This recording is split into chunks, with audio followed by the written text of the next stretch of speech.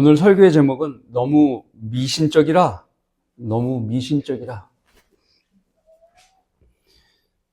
이방인의 사도 바울은 총 3차례의 선교 여행을 하였습니다. 소아시아의 나라들, 그리스, 로마를 주로 선교지로 삼았습니다. 오늘 본문은 그중 2차 선교지 그리스 아테네입니다. 아테나라는 곳에서 바울 사도는 영으로 몹시 괴로움을 느꼈어요. 왜냐하면 그 성읍은 여기저기 온통 우상 천지였기 때문입니다. 어느 날 바울은 그 아레오파고에서 아테네인들과 타국인들에게 말씀을 전파할 기회를 얻었습니다. 이게 지금 아테네의 아레오파고라는 이름을 말씀드렸는데 일명 마르스 언덕이라고 합니다. 이곳은 아크로폴리스 바로 옆에 위치한 높이가 낮은, 높이로는 한 해발 115m 정도 되는 언덕이에요. 이곳은 과거 아테네의 최고 법정이 있었던 유명한 곳입니다. 그 당시 아레오파고에 모인 사람들은 여가 시간을 새로운 이야기를 듣는데 하루 종일 보냈던 그런 사람들이에요. 세상 이야기에 대해서 호기심이 많았던 사람들입니다. 바울 사도는 이 마르스 언덕에서 아테네 사람들의 성향을 오늘 제목처럼 너무 미신적이라고 정죄했습니다. 바울의 입에서 이런 말이 나온 것은 너무나 당연했어요. 왜냐하면 그들은 알지도 못하는 신들을 이름을 새겨갖고 제단까지 만들어 놓고 섬겼기 때문에 그렇습니다. 성읍 전체가 온통 우상 천지였습니다. 그들은 많은 우상들의 이름을 만들었고 여러 신정과 제단들을 만들어 우상을 숭배하고, 그럼에도 불구하고 제단들 중에서 알지 못하는 신에게까지 만들어 섬길 정도로 미신적인 사람들이었습니다. 여러분은 미신의 의미를 알고 계십니까?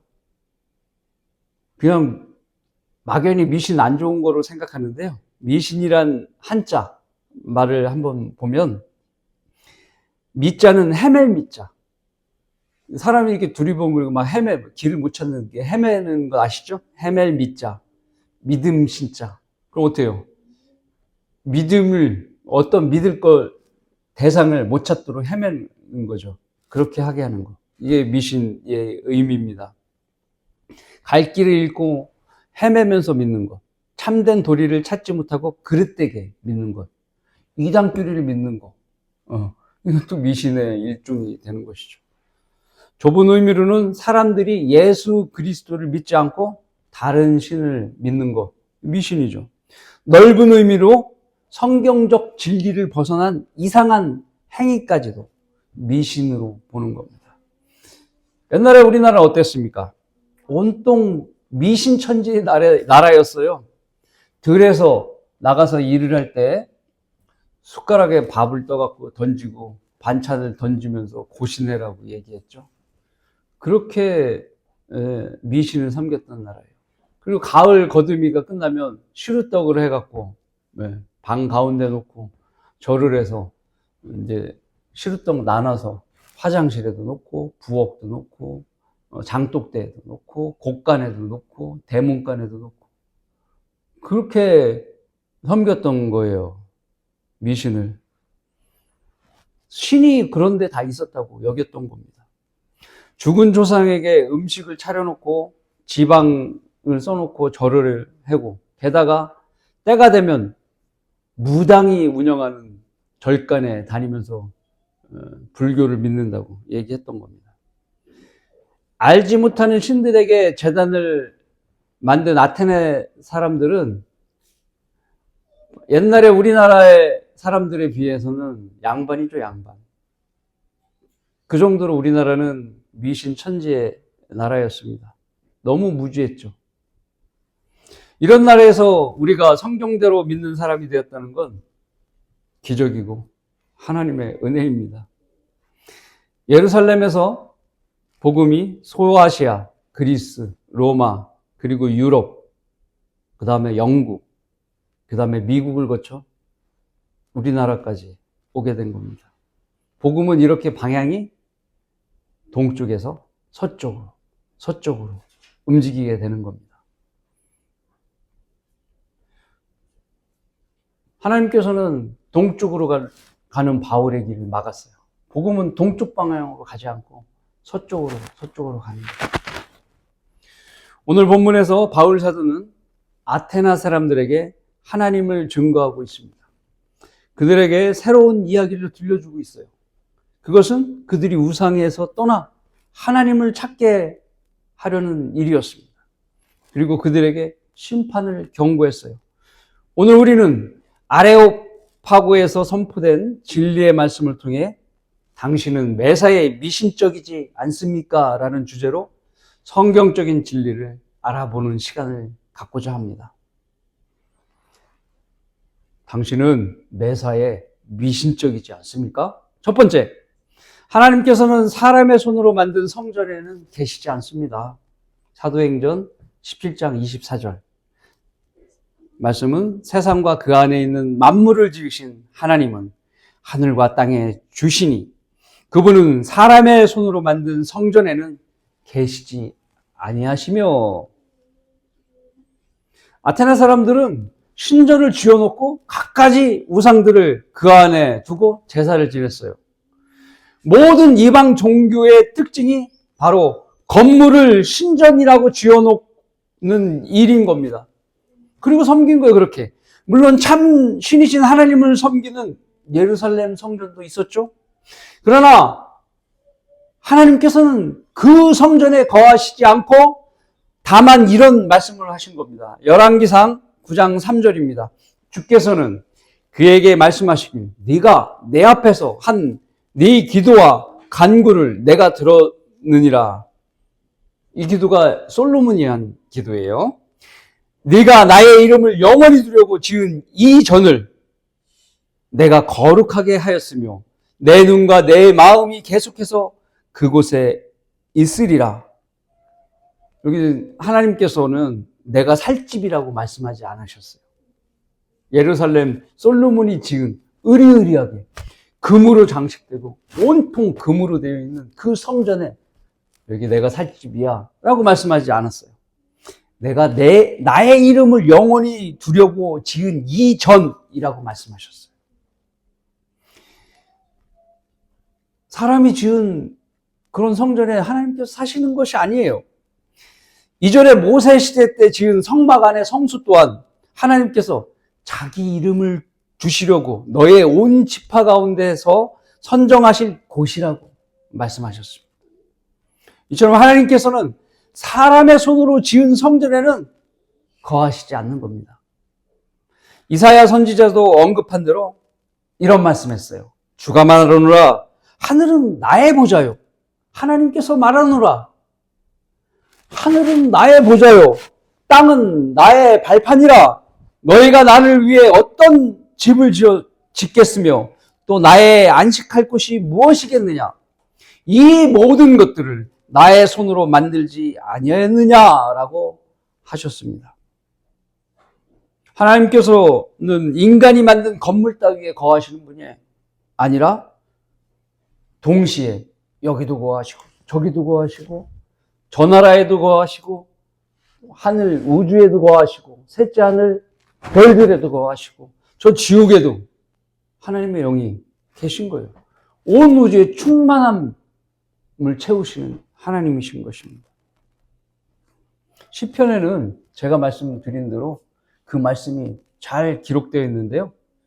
시편 139편 7절서부터 10절에는 방금 말씀드린 대로 이런 말씀이 기록되어 있습니다.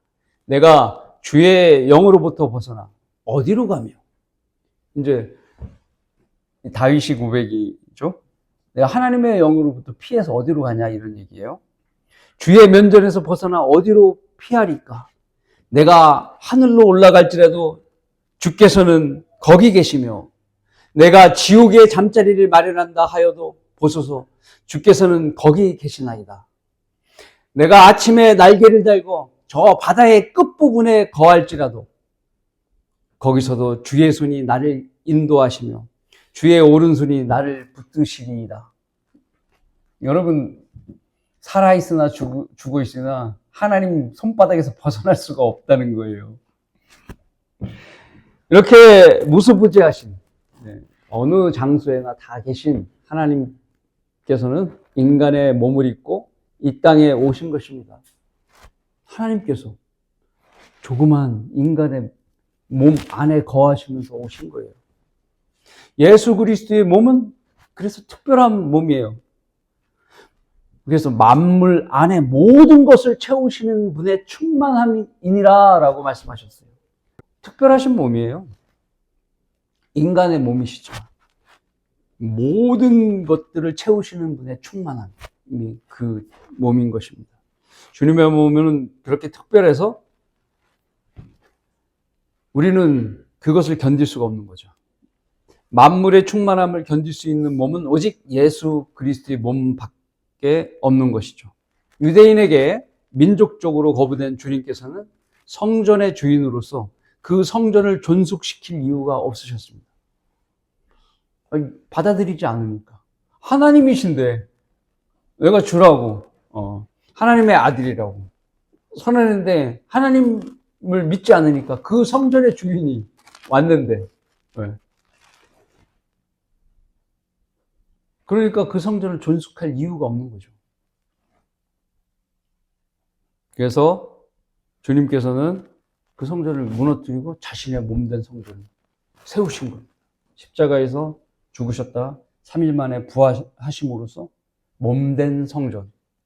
여러분이 그 성전 안에 들어가 있는 거예요. 여러분이. 그것이 교회예요.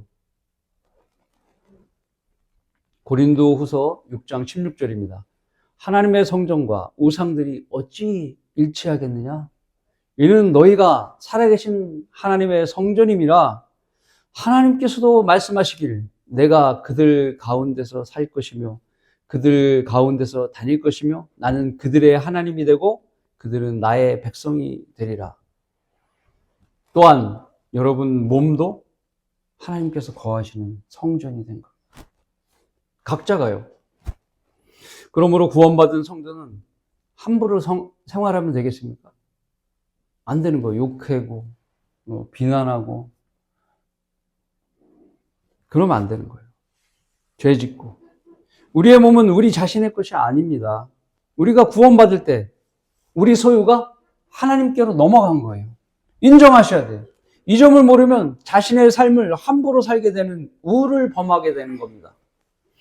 구원받았는데도 거짓말하고 술이나 담배 끊지 못하고 욕설하고 비방을 그치지 않는다면 하나님 말씀을 믿지 않는 사람에 불과한 거예요. 자신의 믿음을 드러내는 거예요. 어리석군, 유치하군. 그런 소리를 듣는 거예요. 그리스도의 몸에 죄를 지속적으로 짓는 겁니다. 우상 숭배들처럼 자신의 교회에 목욕하고 고운 옷 갈아입고 갔다가 거룩한 척 온갖 모양새를 부리다 난 다음에 집에 들어와서는 아무렇게 사는 거예요. 세상 제도권 다니는 사람들이 그러는 거예요.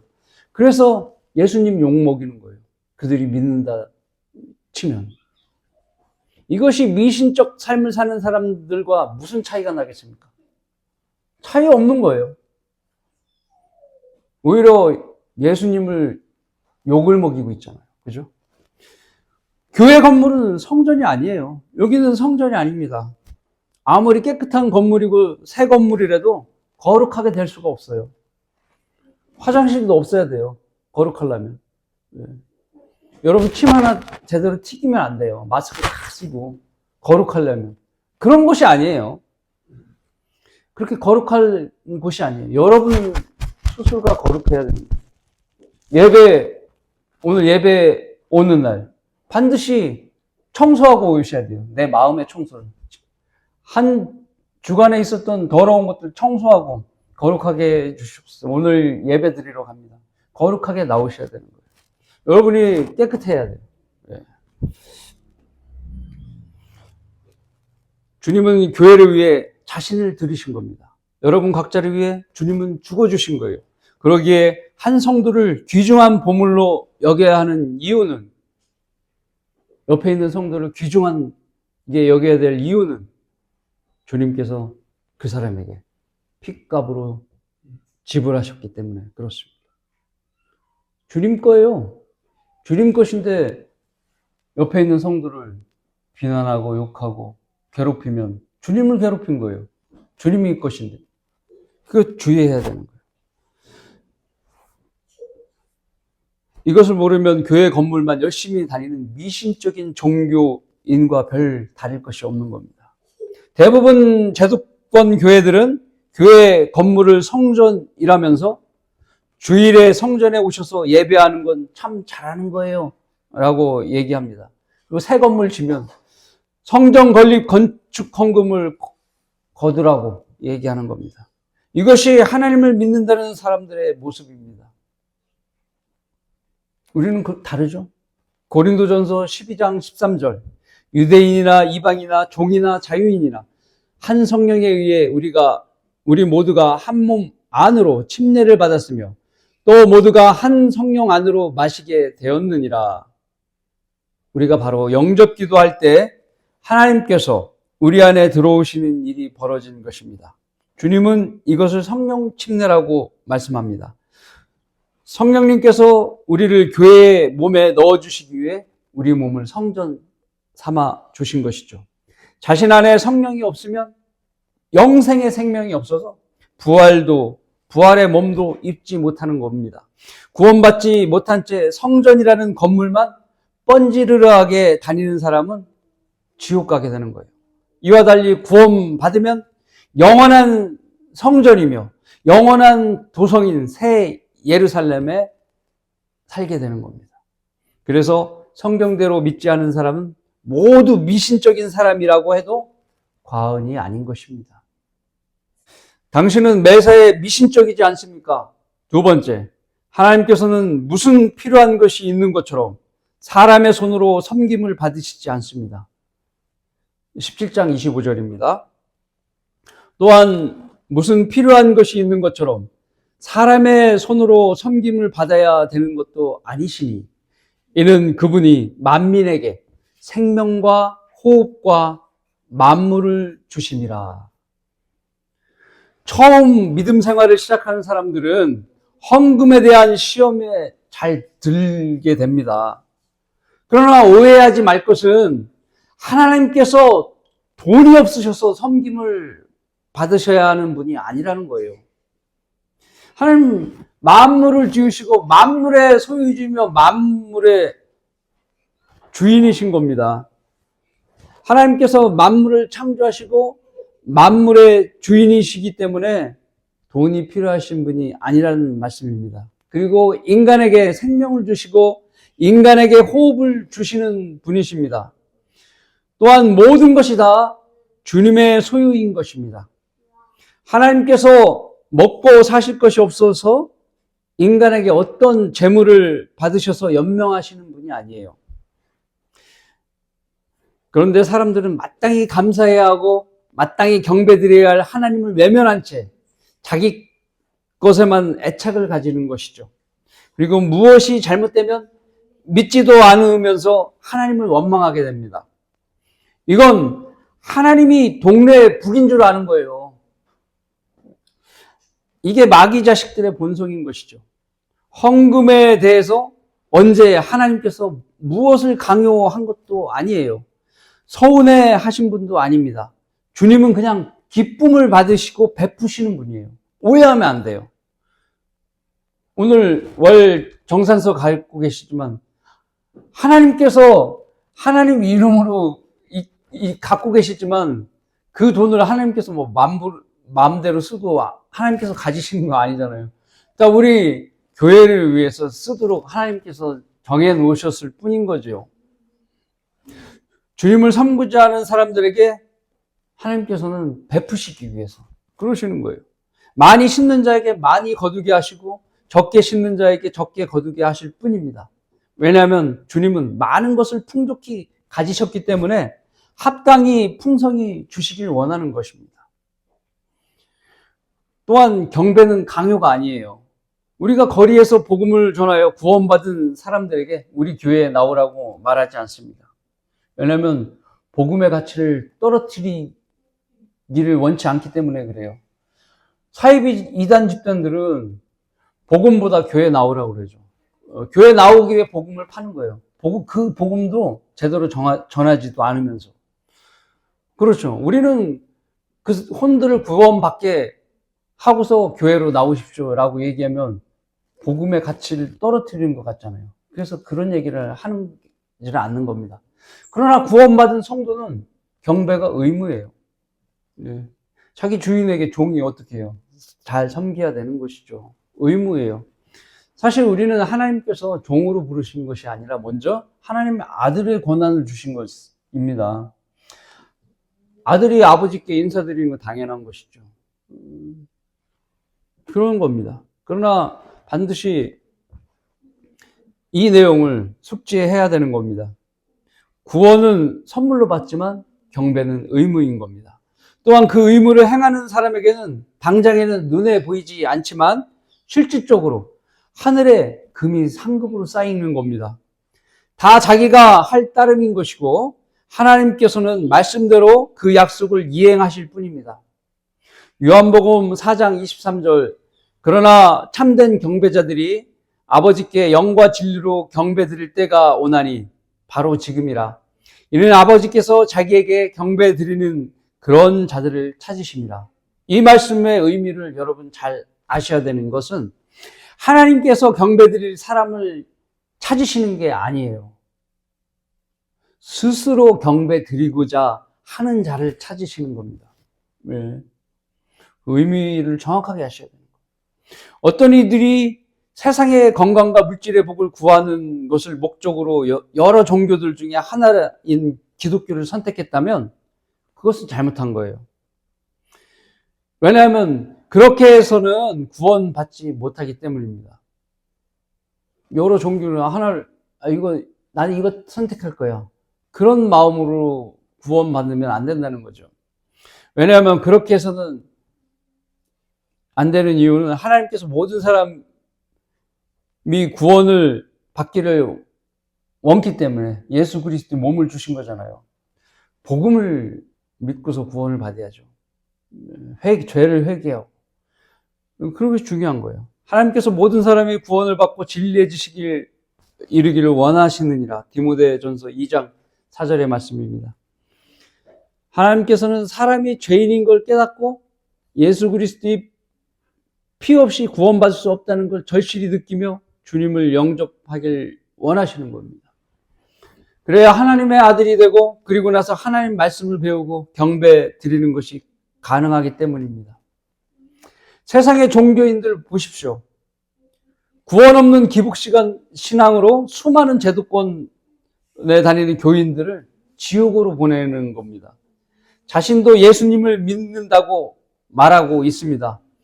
그리고 자신들도 구원을 받았다고 해요. 그러나 속을 들여다보면 그 안에 그리스도가 살지 않는 빈 껍데기 교인들인 겁니다. 생명이 없어요. 이런 얘기를 당사자에게 알려주면 화만 내는 거예요. 우리를 증오하게 되는 거예요. 안타깝죠. 그 아들이 있는 자는 생명이 있고 하나님의 아들이 없는 자는 생명이 없느니라고 말씀하십니다. 구원받지 않고 교회에 먼저 다니는 것은 그래서 성경적으로 위험한 일이에요. 계속 다니다 보면 착각 속에 빠지는 거예요. 구원 안 받고. 몇 년을 다녔는데 내가 구원 못 받았겠어? 이런 말을 하는 겁니다. 주변 사람들이 성도님 믿음이 좋아요. 당신 같은 분이 천국에 안 가면 누가 가겠어요? 이런 얘기 하는 거예요. 천국의 개념도 잘못됐지만 이렇게 착각을 일으키는 말을 해주는 거예요. 착각 속에 빠지면 제대로 우리가 복음을 전해도요 받아들이지 않는 거예요. 어떤 그 세뇌 교육을 받은 사람과 동일한 거예요. 북한 사람들 봐봐요. 우리 한국에 넘어온 사람들, 시대를 초월한 사람 같이 느껴지는 이유는요, 우리가 얘기한 것을 알아듣지 못하잖아요. 세뇌 시간들을 갖다가 어떤 시간들을 다 까먹어 버리는 거예요. 그런 역사들을. 그렇기 때문에 세뇌라는 것은 정말 무서운 겁니다. 그래서 공산주의는 마귀가 만드는 거예요. 그래서 안타깝죠.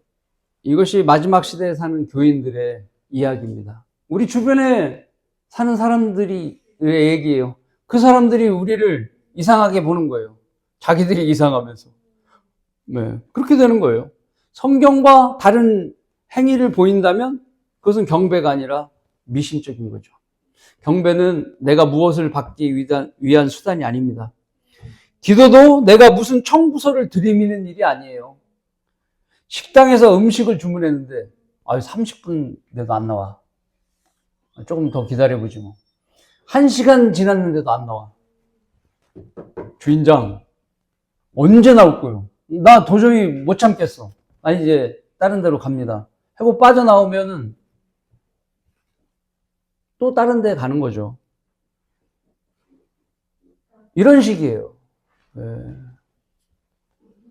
기도 응답이 이렇게 더뎌질 수도 있는 거예요. 음식이 더디 나오는 것처럼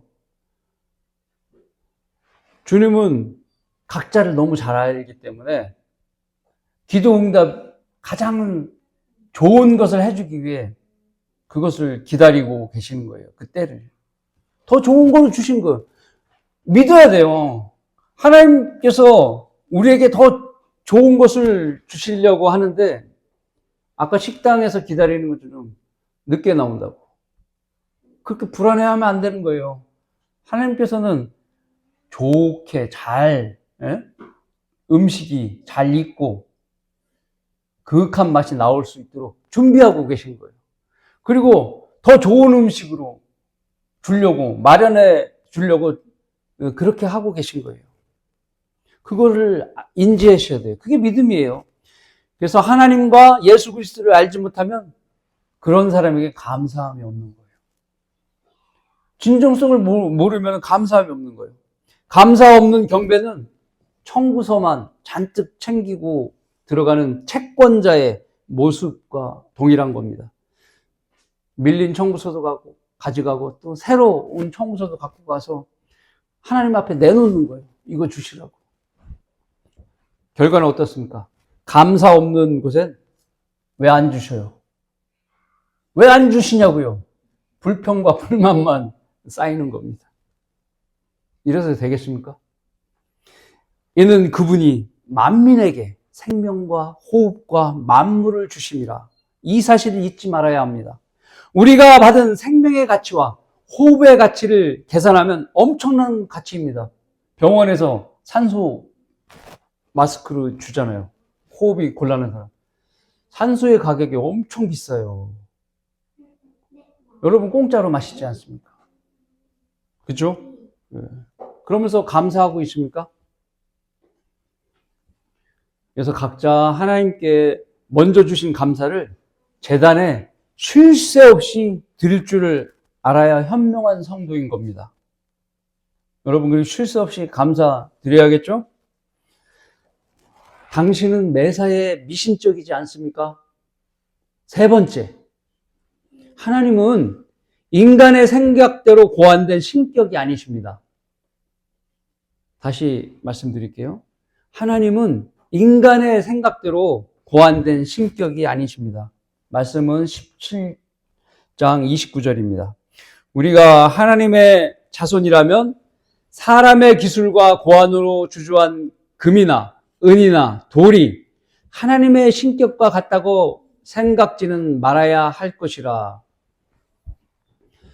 이 세상의 모든 이방 종교는 새겨 만든 신, 집안에 둔 우상을 둡니다.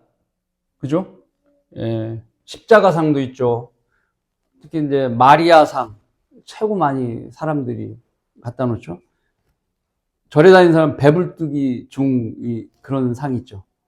그리고 별의별 형상도 다 있습니다.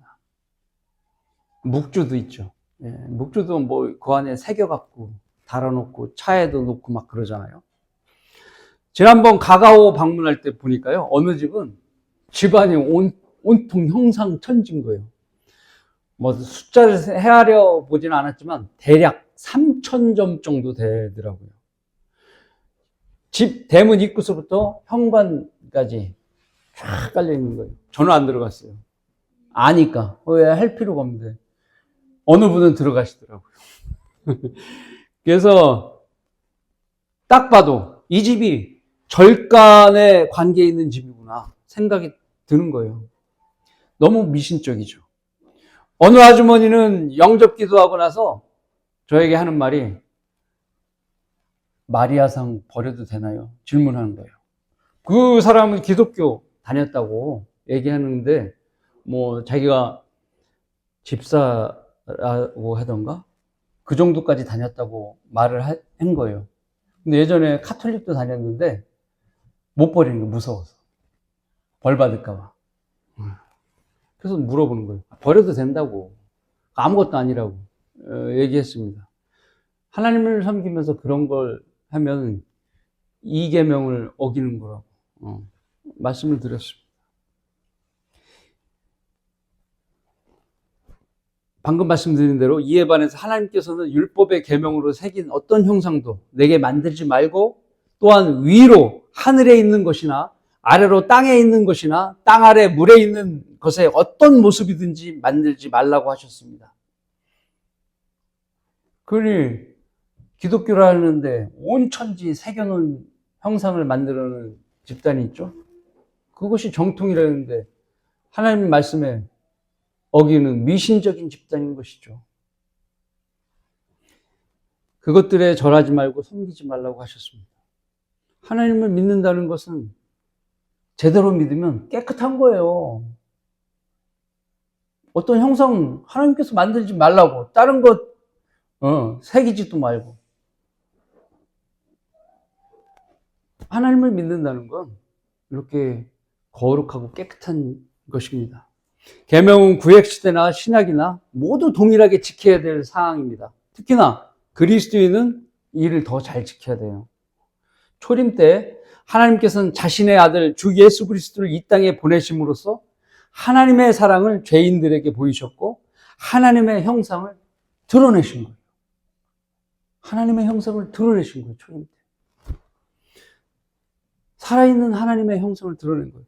그분 안에는 신격의 모든 충만함이 몸의 형태로 거하시나니 너희도 모든 정사와 권세의 머리이신 그 안에서 온전하게 되느니라. 골로새서 2장 9절 10절의 말씀입니다. 하나님께서는 삼위의 위격으로 존재하시지만 한 분 하나님이십니다. 너무나 정확한 형상을 십자가 위에서 보여주신 거예요. 그분의 손과 발은 수십억 성도들의 눈에서 눈물을 흘리게 했고, 그렇죠? 여러분도 흘렸잖아요. 그들의 입술은 수천 편의 찬송가로 불려지고 있는 겁니다. 금이나 은이나 돌로 새길 필요가 없어요. 우리들 각자 마음판에 정확하게 새겨져 있고 또 그분의 증거가 우리 안에 인쳐져 있는 겁니다. 하나님은 이런 분이세요. 누가 구원받았는데 뱀소리, 각종 동물 소리 내게 하면서 하나님께서 동물원 주인으로 그렇게 착각하게 만드는 거예요. 그러면 안 되죠. 방언이 구원의 증거라고 얘기하는 건 시대적인 착각이고 너무 미신적인 일인 겁니다. 이 불법을 행하는 자들의 이야기는 우리나라뿐만 아니고 미국, 이걸 초월해서 널리 퍼져 있는 이 시대의 현상입니다. 그곳에서 신유 집회, 장풍 집회가 만연한 거고 보지 않고 믿는 믿음을 방해하는 거짓 교리들이 넘쳐나는 겁니다. 베드로후서 2장 17, 19절의 말씀입니다. 이들은 물 없는 샘이요. 샘에 물이 없으면 어때요? 아무것도 아닌 거죠. 폭풍에 밀려다니는 구름이니 이들을 위해 흑암의 안개가 영원히 간직되어 있느니라. 그들은 헛된 말로 자랑하며 잘못된 생활을 하는 자들에게서 온전히 피해 나온 자들을 육신의 정욕과 더 많은 방탕함으로 유혹하며 그들에게 자유를 약속하나 그들 자신은 타락의 종들이니 어때요? 자유가 있습니까? 자유를 약속하나? 아니에요. 그들에게 탈취하려고 빼앗으려고 어떻게 해요? 누구든지 정복당하면 그는 정복한 자의 종이 되느니라. 종으로 삼는 거예요. 하나님께서 멸망으로 정해진 날에 이러한 자들을 반드시 심판하실 것입니다. 이들뿐만 아니라 교묘하게 성경을 변개시켜서 거짓 교리를 주장하는 사이비 집단들과 각종 이단들 또한 하나님의 신격을 왜곡하는 자들로서 모두가 미신적인 자들인 겁니다. 그들 중에 대부분은 행위로 구원을 받아야 한다는 감언이설로 교인들을 율법주의자로 만들어 지옥 가게 하고 있는 겁니다. 아까 미신이 뭐예요? 제대로 믿는 걸 못 믿게 하는 게 미신이라고 그랬잖아요. 예. 이단, 사이비 집단, 미신적인 거예요. 자, 하나님 말씀과 하나님을 격화시켜서 자기들의 돈벌이 수단으로 삼는 자들. 나쁜 거죠? 세상 종교인들이 하는 미신적인 행각과 동일한 겁니다. 그래서 성경대로 믿고 실행하지 않는 모든 것은 잘못된 길이고 미신적으로 향하는 길이에요. 최근에는 일부 나라에서 AI를 신으로 만들려는 움직임이 나타나고 있어요. 인간처럼 말하죠. 데이터가 컴퓨터 칩으로 들어가 있으니까 얼마나 많은 것을 알겠습니까? 그것을 프로그램으로 입으로 소리로 뿜어내게 하는 겁니다. AI 로봇이 그에게 문의하면 속 시원히 답변을 다 하는 거예요. 근데 어느 날 AI 로봇이 거짓을 쏟아내게 되면 거짓말을 믿어야 되는 거예요. 우상이 되는 거예요, 우상. 예. 하나님 대신 자기가 내가 하나님이라고 거짓을 쏟아내게 되면 우상이 돼버리는 거예요. 적그리스도의 우상이 될 거라고 우리는 알고 있는 것이죠. 누구도 의심할 사람이 없는 거예요. 그래서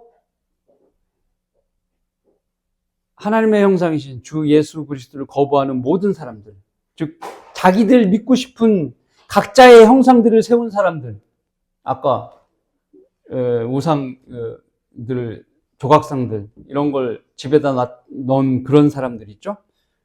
거기에다 절하고 섬기게 되는 겁니다. 그것이 대환란 시기에 더 성행하게 되는 거죠. 그때 적그리스도 상으로 전 사람들이 우상을 숭배하게 되는 겁니다.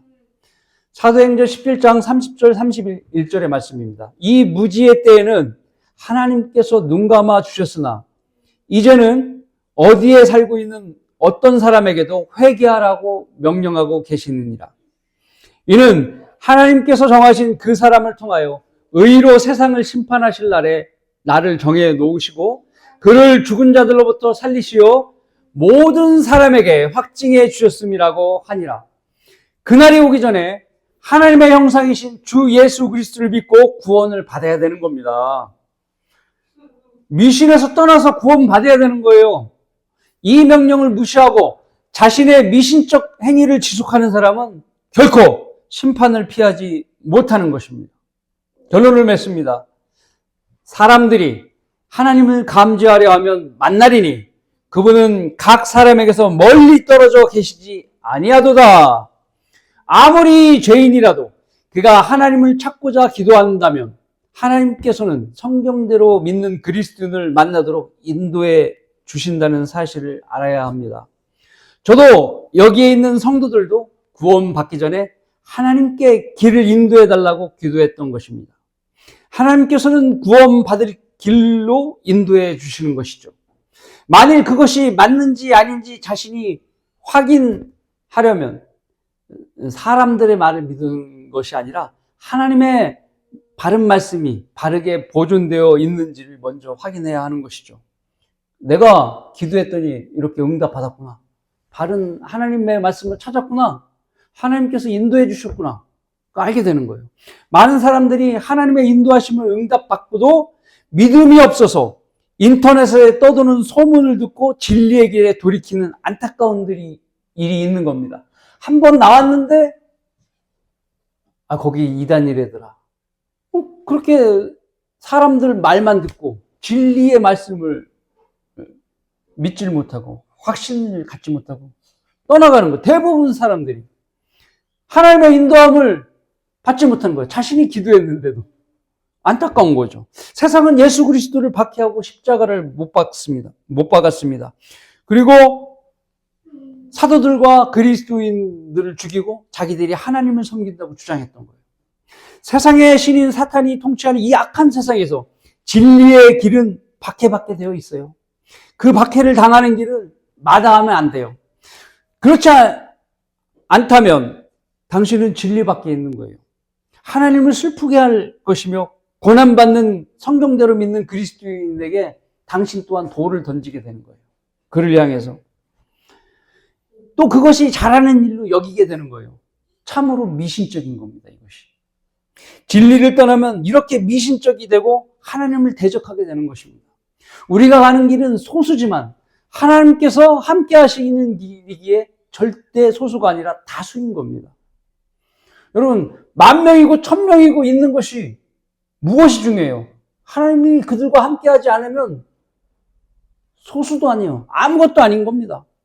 우리는 전국적으로 700명 정도밖에 안 되는 극소수지만 하나님께서 함께 하시기에 놀라운 사역을 보이고 있는 것입니다.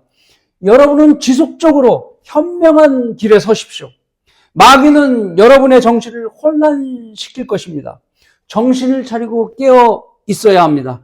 우리는 개인적인 일을 하러 모인 사람들이 아니에요. 그런 생각이면 빨리 짐을 싸야 하는 겁니다.